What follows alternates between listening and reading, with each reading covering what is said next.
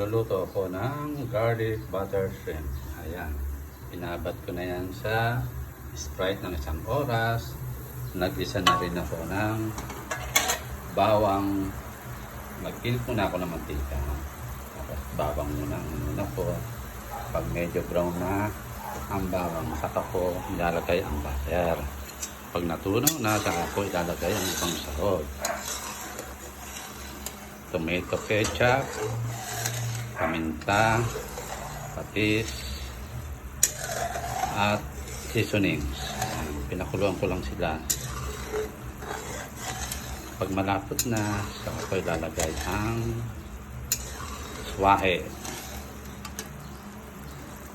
Ayan, malapot na. Pwede na ilagay ang shrimp. Ayan.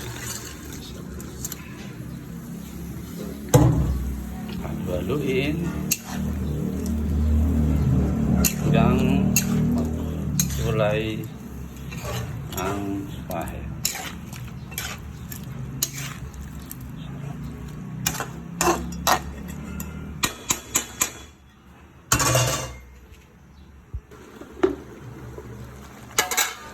Yan, sarap.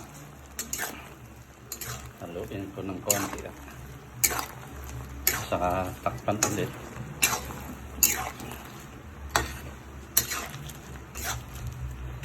Guys, ano mga ulam na ngayon, ha?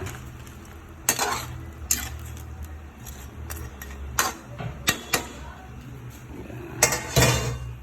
Takpan ko ulit. Wow! Sarap. Iniwalay ko muna ang hipon dahil talapot ko pa ang sabaw. Kung lumapot, saka ko papatong dito sa hipon ang sabaw. Ayan, malapot ng sabaw, patayin ko ng kalan. At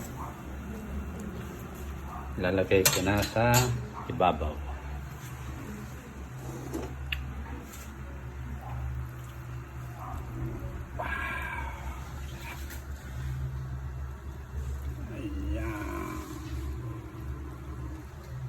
Sana'y nagustuhan niyo ang aking pagluluto.